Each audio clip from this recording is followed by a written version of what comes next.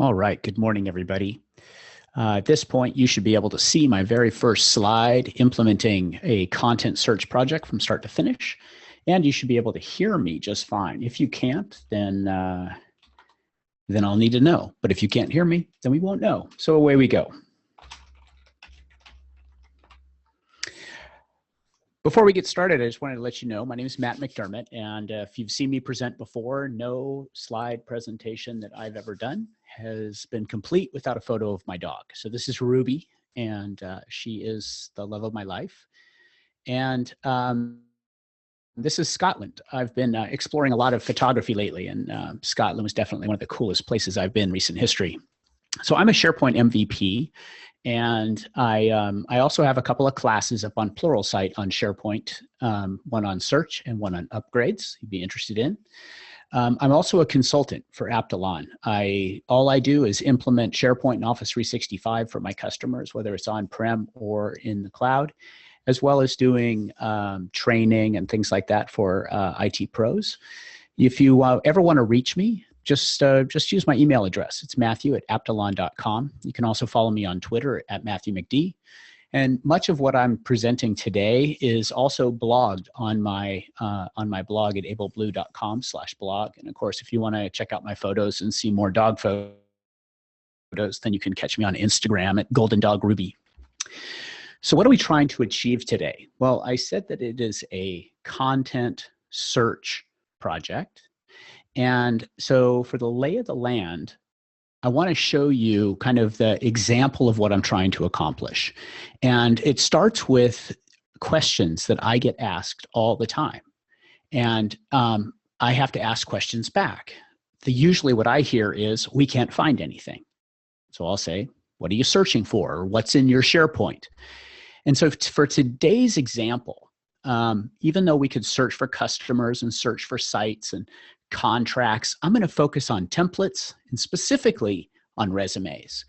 And so when we're talking about resumes, when we're looking at how our content is stored, I'll begin by talking to my customers about the project itself. And in this case, the project starts with, we can't find our employee resumes. We have this spot where we put all of our resumes, and we simply cannot find any of those resumes. They're not showing up in search. But they also have additional, that's the primary thing they're trying to solve, but then they also have additional things that they want to resolve. Like they want to be able to search for resumes based on skills and other attributes that they've assigned to those resumes. The system has to be easy to maintain. In other words, it shouldn't take a developer or an IT pro to have to maintain this thing. In other words, we want it to be simple. We also want to present the results in a way that they're distinctive so that people know that they found a resume. And then finally, we want to link it to the employee whose resume it responds to. So this could be the employee, but if you're looking at resumes from a different perspective, like if you're looking at hiring people and doing a resume project where you're these are the people that are coming into your company, the same thing applies. You would just link it a slightly different way to the individual or the candidate in this case. So let me show you the resume library that I'm talking about. And what I have is a SharePoint search page. And on the SharePoint search page, I have a SharePoint document library in a SharePoint site. And we just call this Resume Central. And inside this site, we have a bunch of resumes in a SharePoint document library. And then what we've done is we have added metadata to associate it. And in this case, I'm logged in as Ruby. And we have a view. The initial view, the default view is designed to just show the resume of the person who is looking at it. So there's Ruby's resume. But if I go to all documents, this is where I'll see all the rest of the resumes that are in this library. And so you can see that there's bill rates and skills and the degree of the person and the sectors that they're familiar with. So all of this metadata is important to us as we move on in our work. But one of the things that I can do right away is I can say, hey, look, you have a template right there, that resume template. And I'm going to do a quick win. I'm just going to give these folks an idea of what's possible while we're sitting here in the demo. So one of my designers has gone ahead and put together a little blurb to help people find their template library. So they put together this little snippet for me. And if I click on it, it opens to the template library. So let's make this really easy for our end users to find. And so I can do that by adding a query rule. So I'm going to come in here, I'm going to go to Site Settings, and I'm going to go to Query Rules, and I'm going to choose the local SharePoint results, and I'm going to add a new query rule. And this is just going to be what we used to call a best bet, but now we call a promoted result.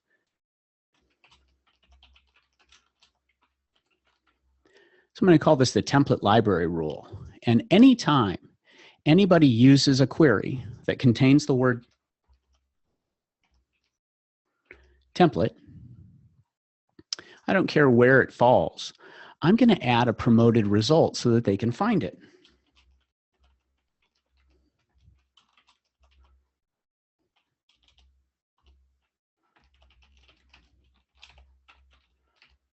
For the corporate template library. And I'm going to paste in the URL of that template library document, and I'm going to tell SharePoint to render the URL as a banner instead of as a hyperlink. And I'll choose Save. So I'll choose Save here. And now if anybody does a search, like they search for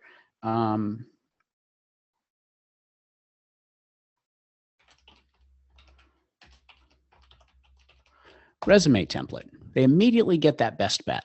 And so now we've immediately made finding templates easier. So now they can add more templates here, or if they had different libraries where they put templates, we've made their search experience that much better right away, just that simple. So now we've got them on board and they're interested in finding out more about how we can make search better. So here we go. In our company, our resumes are all Word documents. And we're going to create the resumes for every employee or candidates as the candidates come in. But for our sake of our example, we're going to use the Word documents for every employee. And then I showed you the metadata. We have owners and skills and the degree and certifications, et cetera. And that's the metadata that we're going to use to track our resumes. So a lot of folks start out just with plain old documents. And what I want to try to do is impress upon you how important it is to really think through your solution and use content types. Content types are awesome because they allow us to create a thing in SharePoint. You can think list item, you can think document, but it's just any kind of content. And we get to give it a name. In this case, we're going to call this thing a resume. And then on that thing, on that content type, we're going to associate metadata with it. In our case, owner, skills, certifications, etc.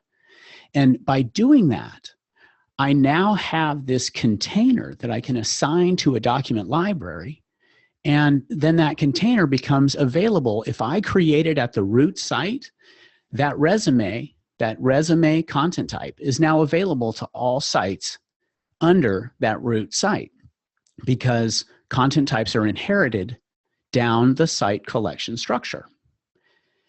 If I have access to the content type hub, I can create this document content type in the content type hub, and then it becomes available to all the site collections in my entire farm, or if you're in Office 365, to all of the sites in SharePoint Online.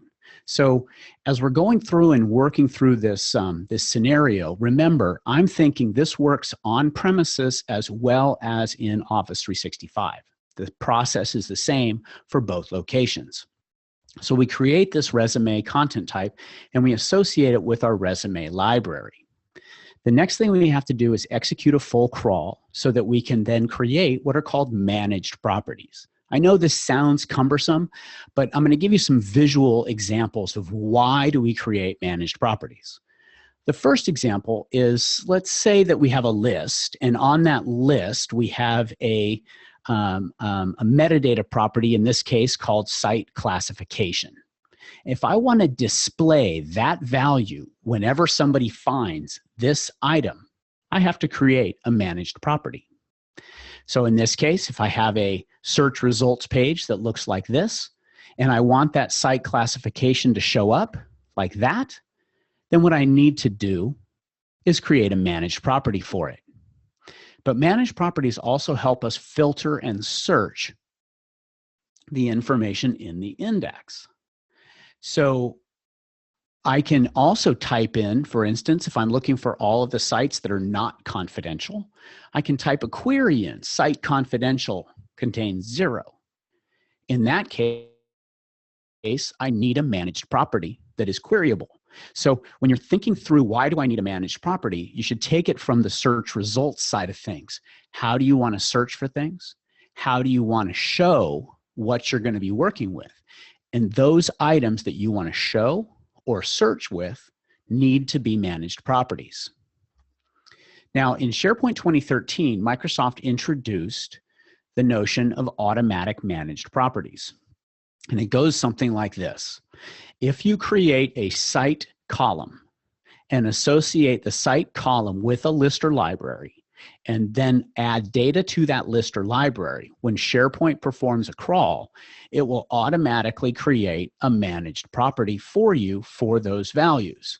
So if I have a site column, let's say it's called product name, and it's of data type single line of text, SharePoint is automatically going to create a crawled property called product name, or in this case, OWS_Q_text, which is the data type, _ product name. But I don't care about that. What I care about is that this managed property right here becomes part of, and it becomes searchable for me. So I could do a search on product name OWS text is Spider-Man and return all of the Spider-Man products. So this is just a short list of what is created in SharePoint 2013. Now, this functionality has been disabled in SharePoint 2016, but I just want you to know that this exists so that when you see these kinds of things happening in your environment, you understand where these managed properties are coming from. So managed properties also solve problems for us. And that's the thing is I hear so often, well, we can't do content types because we've already got all the documents in the document library. That's totally false. We have to create 7 managed properties because we have 7 different properties we want to crawl. Well, consider this. I'm going to ask 3 of you to create a list of customers in 3 different sites. That list of customers has to have a field for customer ID, and that's all I tell you. Now, some of you have been to my classes, so you know you should never use spaces in your field names. And so SharePoint is going to turn all those fields into OWS_customer ID because customer ID has no spaces. Now, a couple of you are going to take a shortcut because you're developers, and you're going to use cust ID instead. So that's going to create a crawled property called OWS_cust ID. And then some of you haven't been to any training at all, and you're still using spaces in your field names. So SharePoint's going to create a field, a crawled property called OWS_customer_X0020_ID. Now, you would think that this would be a problem because I now have 3 separate crawled properties that are associated with the exact same kind of data. But the truth is that SharePoint has a solution to that, and it's the managed property. What I can do is create one managed property called customer ID, and I can map it to each of those separate crawled properties. And I just noticed right here I have a typo. There should be an underscore there. But I can map all 3 of those to the same customer ID property so that if I query, I'll get results from each of those separate lists with my query of customer ID. And so this is where using managed properties to solve problems can be a really big deal because I can essentially think of it as an alias for all of that different data. It all means the same thing to me. Okay, so how do we create one of these things? Well, it's actually really simple, and it depends on whether you have access to central administration or not. I'm going to assume that you don't. So what you can do from your search center is you can go into site settings, and you can go into search schema. And in here, you have a list of managed properties.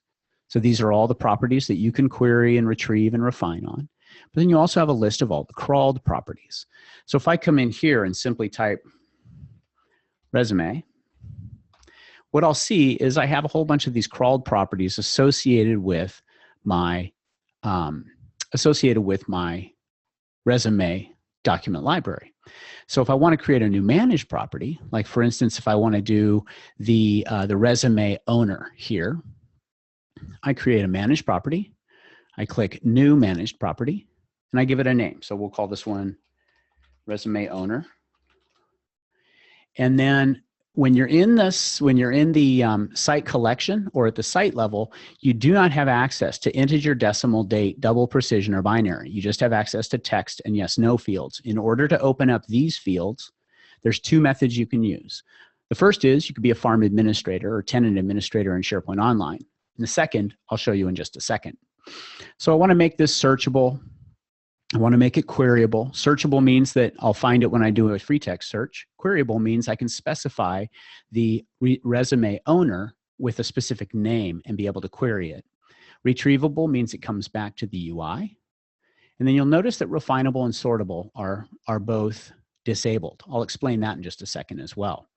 Then here I can give it an alias, but I don't need to because resume owner is good enough for me.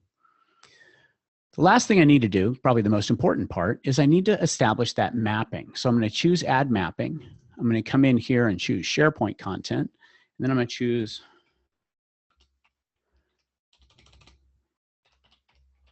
resume and choose find. So here's my resume owner. When you're working in SharePoint and you're assigning your own managed properties, don't use these automatically created ones. Use the one that it's based on. So even though this is the automatic property based on my OWS_resume owner, I'm going to use the OWS_resume owner. And then you'll click OK.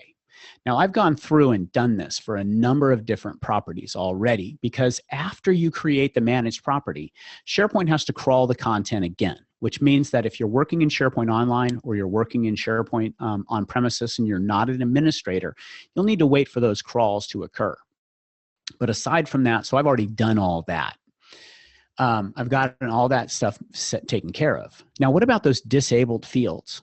Well, it turns out that SharePoint has already provisioned, both in Office 365 and SharePoint On-Prem, these managed properties for us. So if I wanted a date field, I could do, I could click in here, date, and what you'll see is there's this date 05, date 04, date 03. So what you can do in these is you can reassign these.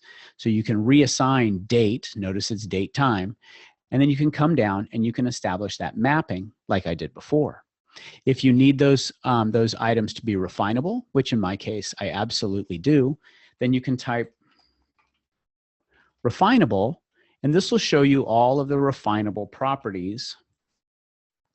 This will show you all of the refinable properties that are already configured. You'll notice that they go refinable and then data type. So I'm going to do refinable ST for string, and it's going to show me the refinable string properties. And down here I have resume title and I have sector. Okay.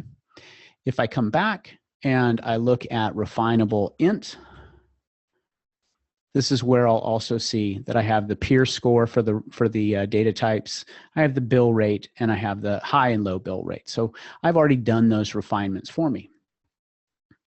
So once we've created those managed properties, now we can start asking questions. And you want to do this fairly early on because this tells you that the crawl has run and that you're able to get to your managed properties and kind of continue the quest, if I'm saying that correctly.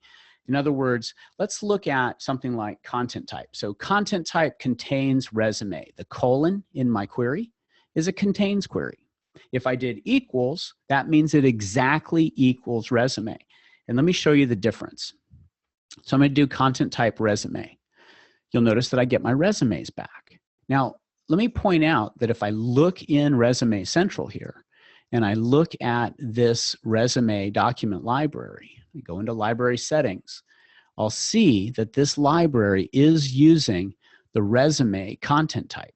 Okay, they're not documents, it's using resume. So that makes my search so easy. Now, this is where I'm going to get on my soapbox for just a minute. I see so many people asking, how do I narrow my focus to a specific kind of content? Well, bang, this is the easiest way, by far and away the easiest way. There are other folks that will tell you to use the path to the resume library. Now, you can do that, okay? We have a specific path here, and so we could say, let's grab the URL here, path sites resume, and then that's in the, let's get into our document library resume. I'll just copy the shortcut. So what I can do here is I can say path contains, and I can paste in that link to the resume library. In fact, I can put a little asterisk at the end, and that'll show me, let's see, path contains. Let's do that. Let's grab this, and let's try that. It gives me my resumes. It looks like it's exactly the same query, but there is a subtle difference. First of all, you get the view pages when you do that, but you also, what if we decided to do resumes in 5 different sites? Well, then I'd have to keep adding more and more path variables, and that's painful. If I stick with content type contains resume, I'll always get just resumes wherever they are in my entire organization. And so that's why this is so powerful. Using content type to grab your data just makes life a lot easier.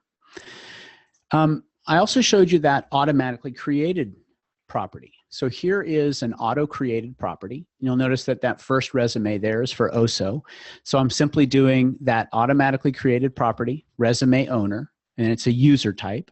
And I'm just saying contains OSO, and that gives me just OSOs. If I do Ruby, that gives me just Ruby. Okay, so that's another way of being able to make sure that your content has been crawled and that these automatic properties are populated with the data from your resumes.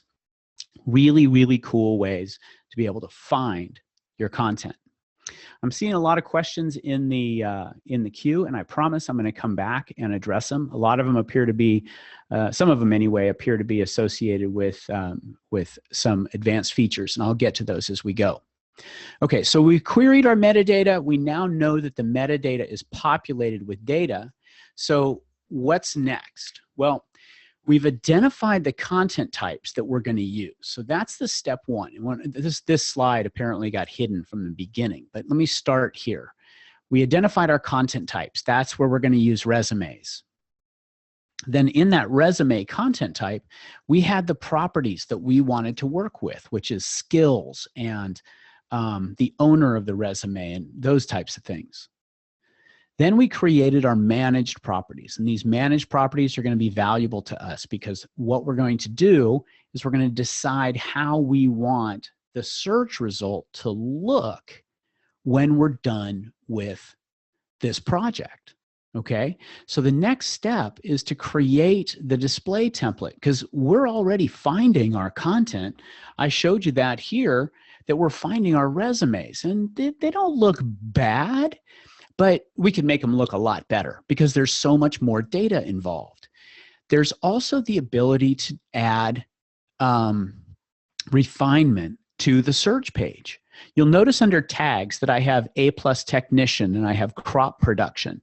This tags metadata refiner is working for us on the default page because out of the box, SharePoint takes any managed metadata and lumps it into this catch-all category. But I'm going to make it even better. So let's move on and let's see what we're going to do with our display template. The first question you may ask is why and how do I know when I need a display template? Well, you have to listen. Because your customer, the people who you're trying to help, are going to say, you know, we just want the search result to be better. So ask them, what does that mean? What's the visual cue that you need that'll improve the search results? Or if you want to make the search results actionable, like for instance, let's say that when the resume result comes back and I can see a bunch of skills in there, I want to click on one of the skills and have that result in another query. That's actionable search results. Or if you want to add additional data, which is really what we're going to be doing in this demo, we're going to add a bunch of that relevant data, the data that we're getting from our resume library, we're going to add that to the search result. So an example, if I crawl the BCS, I get my customer results back, and they look, well, less than optimal, let's just say. That's what they look like by default. What if I wanted the customer to look something like this? And I wanted to add a hover panel to it that had a map to the customer's location because I have the data of their address. Well, simple, okay? As long as you know how the pieces fit together.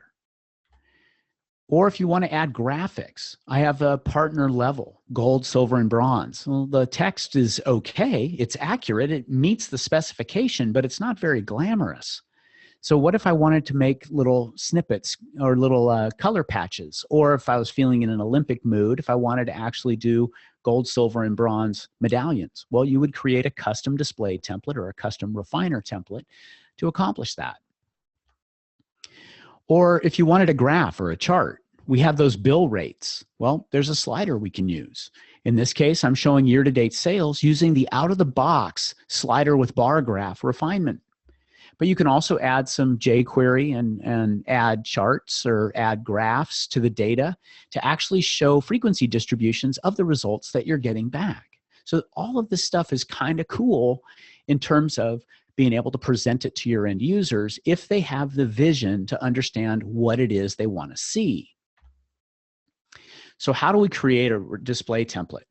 So this is the part that is probably the most time consuming, because when we create the display template, we're going to be using our design skills. And if you have no design skills, then I have a slide for you in just a second. But what you do from the Search Center, the master page, we have to go to the master page gallery. And we can get there by clicking on Design Manager and then going to Upload Design Files. In this case, I'm going to click the link right here, and it's going to hang for a while. And I'll explain why it's hanging.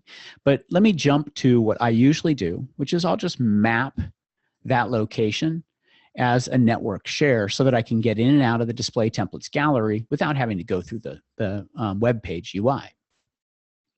So I'm going to click on Display Template. Wait, it's going to try. It's trying. Let's see if it's going to do it in time for the demo. Sometimes this can take like 10 minutes the first time you do it. No, that's okay. So I'm going to go into Display Templates. And in here, I see Search. That's where my search display templates are. There's also filters. That's where your refinement templates are. And then content web parts. If you're doing the content by search web parts, that's where you'll find the display templates for those.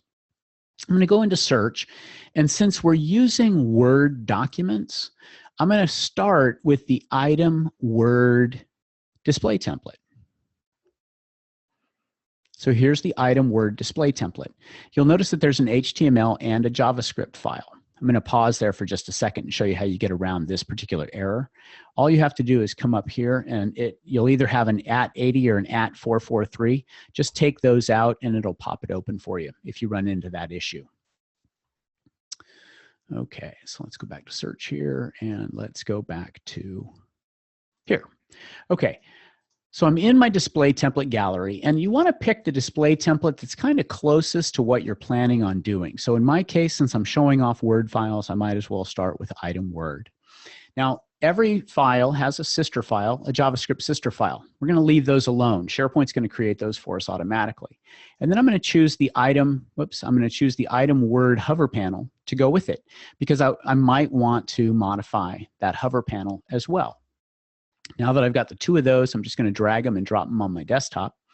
And then right away, you want to rename them. So in my case, I'm going to call this one item, and I'm going to call it SE for Search Explained, our sponsor today. And this one is going to be item SE resume. And this one is going to be item SE resume hover panel. Now, you don't have to create a hover panel. In fact, today I'm actually not going to be editing the hover panel because the process is the same, but I wanted to show you how these are linked together. So I've got the resume highlighted there. So I'm going to edit it, and then I'm going to come up here to title, and this is going to become my SE resume item. Whoops. My SE resume item. And that's all I have to do to modify this file. There is one other thing. If you're going to be changing the hover panel, there's this hover URL property. And so you'll want to come in here and modify that to match the file that you've created. So this would be SE_resume hover panel, and that'll maintain the link between the two files. So now what I'm going to do is just put a little identifier in here so that I know that this is me. So I'm going to do, we'll go bold here, and I'm going to say a Doghouse Toys resume. Just like that. And now all I have to do is copy these items back into SharePoint. Okay. And if I refresh the page, what I should see, if everything is working correctly, is when I scroll down to item SE resume, I have the item SE resume JS file. So it's created the sister file for us so that we can get access, so that that's what's actually run when we do a query and we get a search result back. So I'm going to come in here and I'm going to create now what's called a result type, because a result type rule is what tells SharePoint when to show that off. So I go into Site Settings, I go into Result Types, and I'm going to create a new result type called SE Resume. Now I want it to match all sources because I want it to show up on every different tab in my Search Center and any searches that are accomplished. But the query here is content type contains resume. Okay, and I'll come back and talk a little bit more about some advanced query skills. But here's my display template, and it's going to say down here, SE resume. If I had not renamed the file internally before I did the drag and drop operation, this would still say Word item. So that's important, and it actually gets added to it, and it's in the site catalog or the master page catalog, and that's where that name comes from. So you'll see that we have the item SE resume generated. I'm going to choose save. And now what I should be able to do is I should be able to search for that content type resume. And after just a second or two, that guy should pop back up and show me my resume content type. Let me make sure I got it edited correctly here. Go into search. Here's my SE resume HTML. So I'm going to edit that. You don't edit the JavaScript. Let's go ahead and put this guy, just in case, right inside there. And then all I want to do right now is just make sure that my resume gets, there it is, gets set. So now it's using my template. Okay, so I said before that we have all this data associated with our resumes. Like I have this resume owner, okay? So what I want to do is use this resume owner field in my display template. So I want to see it on the page, okay? So what I'm going to do is go over here to SE resume, and the first thing I have to do is tell my display template that I want to use that property. So I go into the Manage Property Mapping section, and right up here, I just follow this pattern of quote, quote, colon, quote, quote. And if I wanted to, I could just paste in resume owner just like that, and it would work just fine.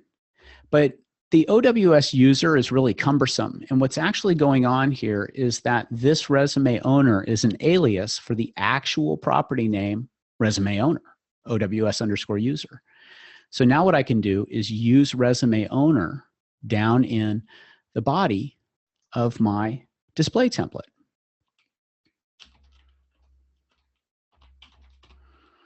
So what I'm going to do is use this underscore hashtag equals hashtag underscore notation, which is part of the SharePoint display template lingo that say I want to inject right in there the value of the resume owner property. And that would show, in this case for OSO, it would show OSO's name.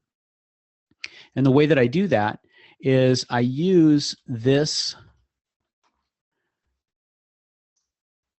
JavaScript function, okay, called getItemValue. And then in here, you put in any of the values that are in the managed property mapping, which in our case is resume owner. Okay. Now, there's a lot of articles that have been written about how to do display templates, and I'm guilty of this just like a lot of folks. A lot of times I will use the notation CTX and then add additional information like current item. And then I'll use the property name, which in our case was resume owner OWS underscore text. And that's perfectly valid. But in order to use this short notation, which I think is more readable, you have to use the getItemValue function. And so I just find it creates a more readable display template if you use the getItemValue, and it has a lot of other benefits as well. But without belaboring the point, I'll just go ahead and do a save there. And we'll pop back here and we'll do a Control F5.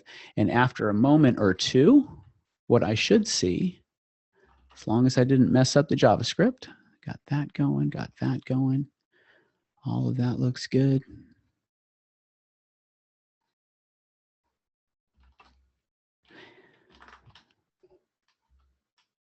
And it's not behaving for me. Okay, so let's do this. Let's do, make sure my managed property mapping is correct. Resume owner, that looks good. OWS underscore user. I'll go ahead and cheat and just do this again. And then come down here.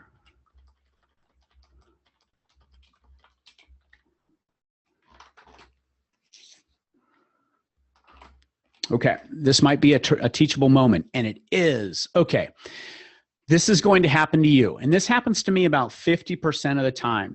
And I actually had a slide on this, and I took it out because it wasn't happening. But let me show you, because this is just such a perfect teachable moment. I'm going to go to Site Settings, and I'm going to go back into Result Types. And there's this big yellow banner saying, I've been messing with you in the background and not giving you the managed properties you asked for. But if you click this update button, then I'll turn green, and then you can go back and rerun your query that you just ran that didn't work.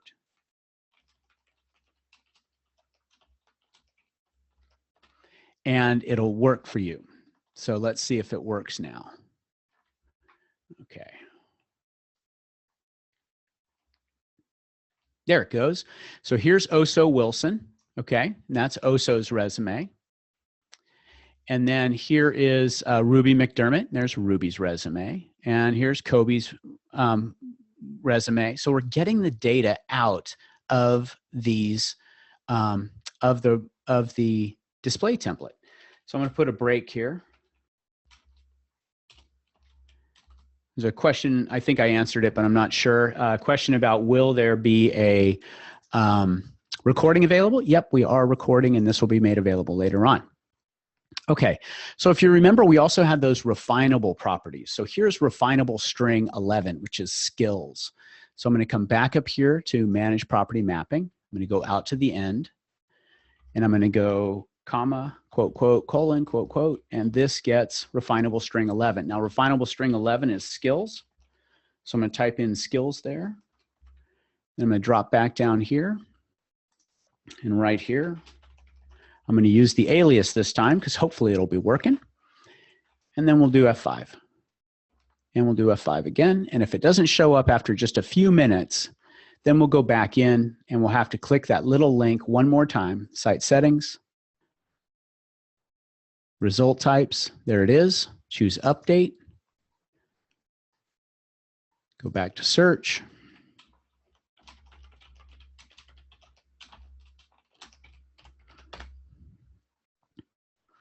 And then what we should see under that in a second is skills. Okay, so I'm starting to get the data into my result type. This is where the fun starts, because now what you have to do is start deciding on your look and feel.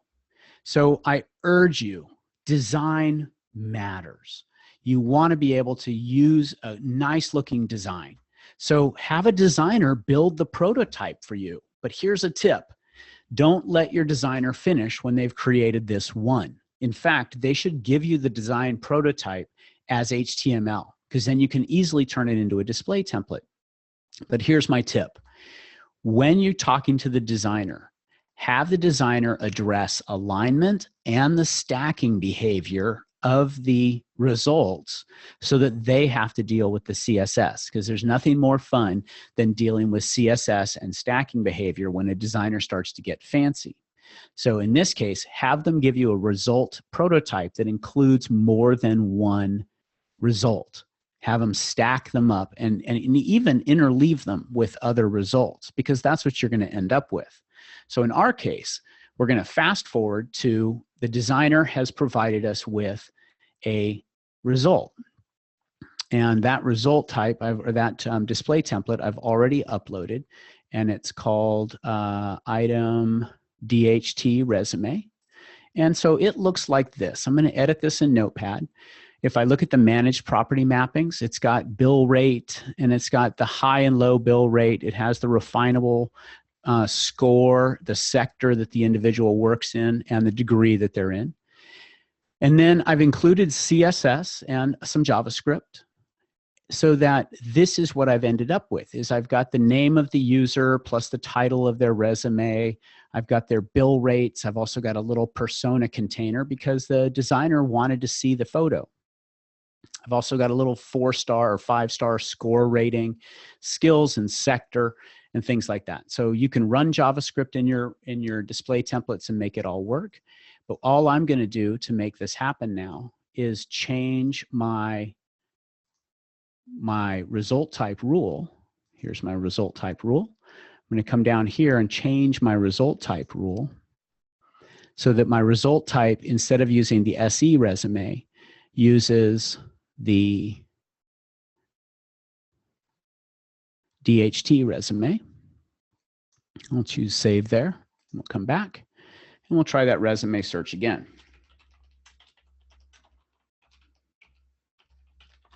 Oop, that's not going to find anything. Okay, so after a few seconds here, this should pop in and show me my new result type. Okay, so now what we've got is all I did was continue to work with the results and then use HTML. There's nothing fancy here. The HTML for showing off the name of the user as well as the name of their resume. The hover card, yep, this is out of the box. Okay, this is the Word hover card. I haven't changed it at all. The skills, these are linkable now because I'm just pivoting and using that SharePoint skill to be able to show the additional information. So for instance, if I come down here and look at some of these skills, I have SharePoint on a bunch of them, but you'll notice Happy doesn't have skills, but I'm interested in this interview skill. So I can click on that and it's not working right. That's okay. You get the idea that when you hit the search, I think I just have a URL messed up in that. Oh, because I'm on the wrong page. We'll get back to that in a sec. Okay, and then here's their bill rates, high and low bill rates, $75, $100, 75, 125. And then this is their persona.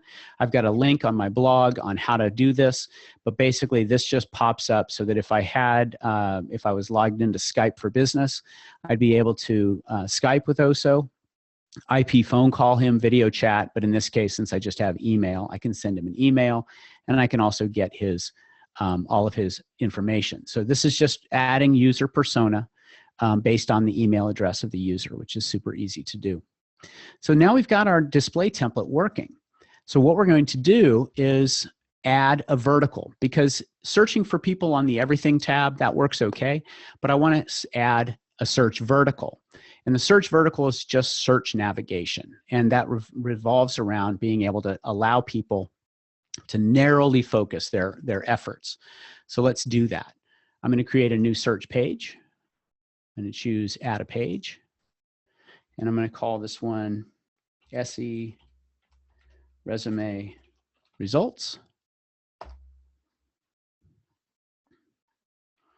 And that allows me to create a new page. Now this page is going to behave like the everything page. It has no special properties associated with it. So what I want to do is create a special way for this page to access. Actually, let me just go ahead and save it. Let's do stay on this page, save. Okay. So I'm going to create a result source. A result source lets me have a slice of the index. And you guessed it, we're going to have that result source be associated specifically with our resumes. So I'm going to choose new result source. We're going to call this SE resumes. And then in my query builder, I'm going to select content type contains the manual value of resume. If I test my query, it works. Now, if I had more time, I'd show you all the nuts and bolts details of this, but let me just tell you, pro tip here, put in curly brace question mark and then wrap it with a curly brace. What this means is if search terms is blank, don't return the rest of the query. So you can now test this by coming up here and searching for, let's say, OSO. Okay. Or I can search for SharePoint. And you'll notice that all I'm getting are results that are from those resumes. That means I'm working correctly. So we'll choose OK there and we'll choose save. And now what we're going to do is go back to our pages. So here's our pages. We're going to reopen SE resume results. We're going to edit this page and we're going to make one small change. I'm just going to go in here. I'm going to edit the search web part. And instead of searching everything, I'm just going to tell it to search for SE resumes. And then I can test that query. No results, come over to test, do show more, search for SharePoint, get my results. So now I've got a page that will just search resumes. So we'll publish it. And now I want to add it to the top navigation. I want to add it as a search vertical. Site settings, search settings, down here, add a link, call it resumes. Find the SE resume results page. If I want to, I could add an audience. So what if only IT, or what if only HR, or what if only your recruiters are allowed to use this search? Well, just show it to the audience of recruiters. Easy to do. I'll choose OK there. Choose OK here. Go back to our page. I'm going to do a resume search. Remember, that should bring up our resumes, but there's the resume template, other resumes. But now I've got out here a resume vertical, and this is searching just resumes. Okay, so we've added a search vertical. We've got our resumes coming back beautifully. So we went ahead and did that. We created a result source and we created our search verticals. So now we're in the home stretch. Let's do some search page adjustments, some final adjustments to our search page. And that starts by using those refiners. I'm going to demonstrate adding one here. Okay, I'm going to come over to the refinements web part. Remember our our fields. Refinable string 11 is skills. Refinable string 12 is degree. Okay, so I'll just add two. I've got the refinement web part open. I choose refiners. I'm going to get rid of file type and content class. We know what all those are. But I'm going to leave last modified time because that could be handy for us. I'm going to drop down here and I'm going to find refinable string 10. That's our title. Refinable string 11, that's our skill. Refinable string 12 is our degree. Let's stick with those. Let's move this down. Refinable string 10, this is our title. Refinable string 11, is our skill. Refinable string 12 is our degree. Now here's the trick. Click OK here, because if you click the X up here, you're throwing all your work away. So I'll choose OK there. I'll scroll to the bottom here and choose OK. And I'm going to check my page in. And we'll publish that. So now here I am on my resume page. I want to test this and see a lot of metadata. So I can do that by using a star. This is going to give me all my resumes back. And now I can look for just people that know SharePoint 2013. Oh, there's 2 people that know SharePoint 2013. You'll notice 2013 and 2016 are there. And what about Bachelor of Science? Oh, that's just Ruby. Okay, so now I've got this refinable capability to be able to search my resumes and very quickly locate them. Here's my modified date. Obviously, I've been busy this week, so those are all modified in the last couple days. But I can also back out on my skills, and I can back out on my degree and find other people if I want to. So just a way of doing that, and what I've done here is created the final search page, which is just called Resume Results. And I've got the title, I've got the skills, I've got the degree, certification, sector. Here's the peer score. So you'll notice that you've got stars here. So peer score is associated with how many stars, and obviously everybody's doing really well, so that's not going to help us too much. But I can also filter on bill rate, filter on high and low bill rate, as well as the modified date. So this just gives me a really nice way of creating a full experience for my search.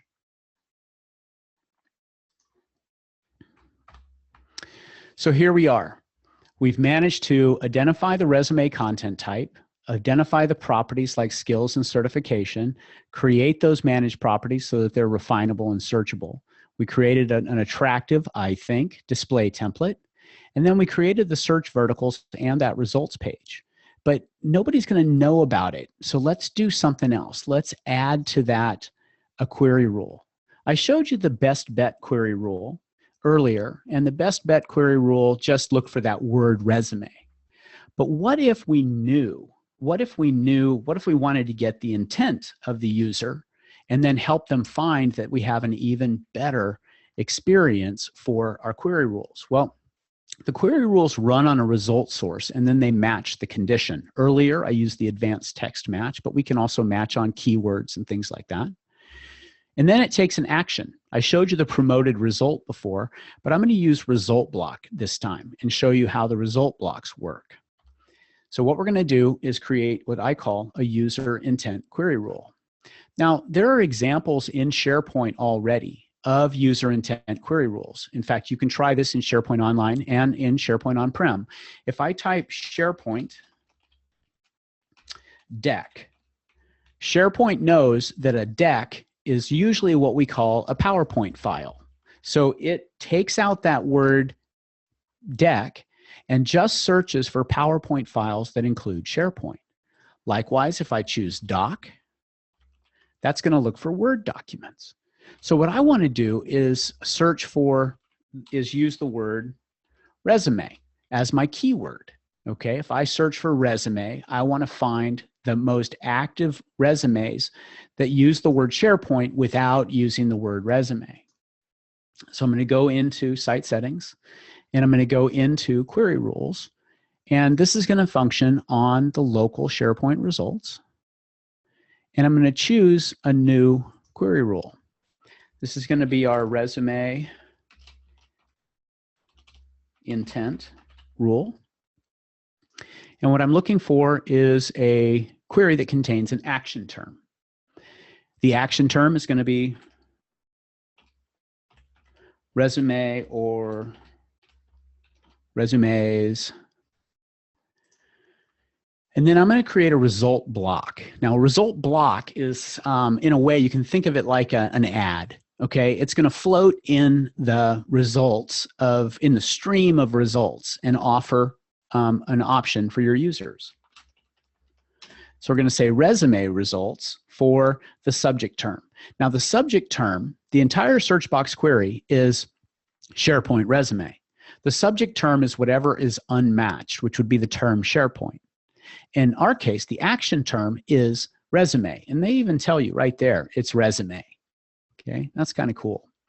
We're going to launch our query builder. This is trivial because search box terms is all we need. Since we created a result source, I'm going to come down here and choose SE resumes.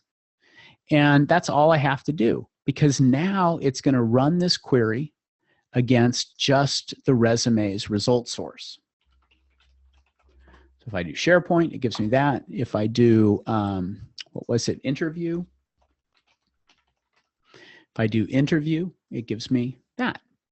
So that's going to work for me. I'm going to choose OK. Then the last thing you have to decide is how annoying do you want to be? I usually leave this block is ranked within the core results because I want the relevance of the page to work for the end user, which means that the block may end up on page 3 and may not show. But for demos, that's a pain, so I'm going to choose the block is shown above the core results. The other thing I want to do is allow my users to click a link to view just the resume results. And so what I'm going to do is send them to the resume results page, and I'm going to pass the subject terms as a parameter to get them to the results that they're looking for so that they can see more stuff, because I'm only going to show them 2 resumes. So we'll choose OK. We'll choose Save. And we'll go back to our site. Now, if the demo gods are working in my favor, I should be able to type in, let's do interview resume. And there is my resume block. So it says resume results for interview. So it found interview on OSOs and it found interview on Happies. And it's not showing my more link. So let's see what happened with my more link. Huh. Gotta love it when your demos don't show what you expect. There should be a more link at the bottom there that allows me to view that. I'm not sure why that's not coming out. That's the first time I've ever seen that go wrong. Not quite sure why that is, but there should be a more link down here at the bottom, and it would show you the link that would take you over to, essentially what it would do is take you over to the resume, SE resume results, and it would take off the resume part. Let me just check this real quick here. It should do that. So let me go back and just check what went wrong.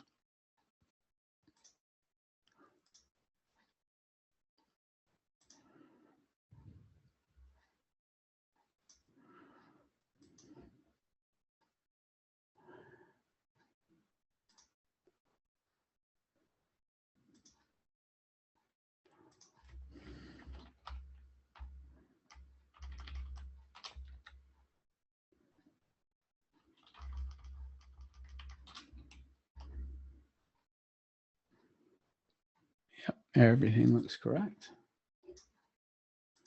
Oh, that's true. You only have 2 results. That's probably the case. Okay, so let's try that again. And this time I'm going to go, let's do SharePoint.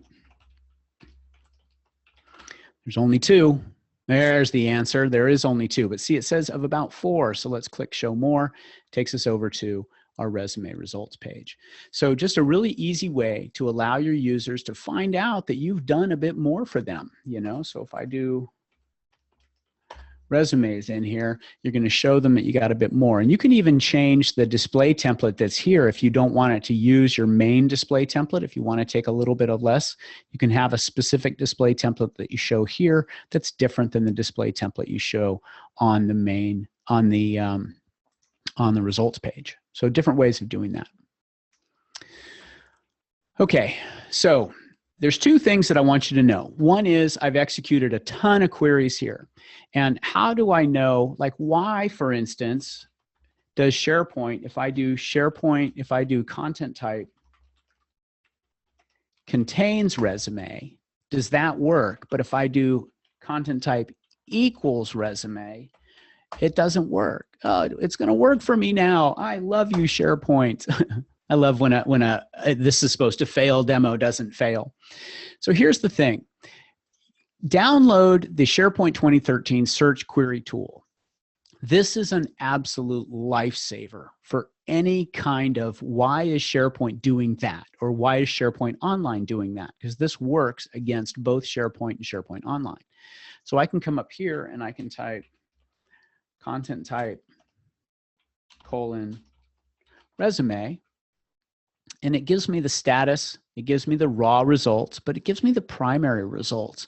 And then I can open this out and I can actually view all of the data that's coming back. So I can see the managed property. So if you're trying to figure out why a managed property is behaving a certain way, this tool is incredibly valuable for that. The other thing you can do is you can specify additional properties. So I'm going to grab all of these properties and I'm going to come in and paste them into select properties. Now when I execute my query, I can get all of the values of all of the properties I'm looking for. So here's refinable string 11, what we're calling skills. Here's refinable string 12, the Bachelor of Arts or the degree field, certification field. So I can actually look at what's going on. It turns out the resume owner is actually the email address, the name, a globally unique ID, and then their actual logon. You'll notice I'm using claims. So this tool shows you kind of the guts of what's going on. And what I meant to show you in that demo is here is resume suspended inside this content type field that is showing the additional text. And a lot of times that's why equals would have to equal all of this, whereas contains is just the content type field itself. So this search query tool, tremendously valuable in terms of being able to figure out what's going on with Office 365 as well as SharePoint Online. So if you're going to be a search administrator, what should you have access to? Well, if you're a true farm administrator, you already have access to everything you need. In Office 365, you'd be a tenant administrator, and in SharePoint on premises, you'd be a farm administrator. If you don't get that level of access, the next level of access would be that you're a service administration or service application administrator, and you'd have access to search and the managed metadata service, because the managed metadata service where all this good content came from when we built our content type. If you don't have access to those, then you at least need to have access to something like the Search Center. You need to be allowed to edit and change managed metadata, and even hopefully have access to the content type hub so that you can syndicate content types to other sites and site collections to make your job easier as an administrator. So what do you do next? Well, take control of the Search Center, get ownership of it, and start a project. Most of the time your users won't really know what they want, so you have to show them, give them demos. I do tons of demos. Ask them what they're looking for and what they can't find. You can even mine the query logs in SharePoint to find out what users are looking for. Own the experience. Take ownership and be responsible for how it looks. And then constantly improve. I showed you the cycle for one content type. We're going to start at the top and do that for sites. Let's find sites. Let's start at the top and let's do it for invoices. Let's do it for contracts, and just continually improve and make your search experience better. Here's some resources. I'm going to leave this slide up while I answer questions. The SharePoint Search Query Tool, as well as Michael Svensson's book, Search Queries Explained, outstanding resources. My blog is at ableblue.com/blog, and my search class on Pluralsight is at bit.ly absearch, and the bit.lys there are case sensitive. So there's a couple of questions that I'll try to get to here. The first one is, do the metadata labels created by Azure Info Protection turn into managed properties? From what I understand, no metadata is turned into managed properties anymore. So if you're talking about SharePoint Online, I've seen that just like SharePoint 2016, the automated managed properties are not being returned. But if anything shows up as a crawled property, it will show up as, it can be made into a managed property. In a hybrid search environment, what happens when same or similar managed properties are created in both farms? So in a hybrid environment, you do not create managed properties on premises. You only create managed properties in Office 365. All of the back-end management is done in Office 365. Your managed properties on premises are completely ignored. In a hybrid, what happens when each farm has the same content type? It can have the same content type name, but it would have a different ID. And so the idea would be to have that you would still be able to search by name, but you would not be able to search by content type ID. But if you wanted to, you could create a result source that commingled the two content type IDs under a single result source. And so that's another place where the result sources will really help you.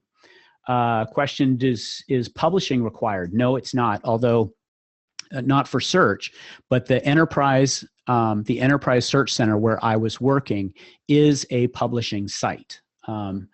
So you don't need the features turned on, but that just happens to be a publishing site. Oh, and Drazen is helping me with the why I wasn't seeing the more link. I got that. The query tool, it's right there. It's called the SharePoint Search query tool.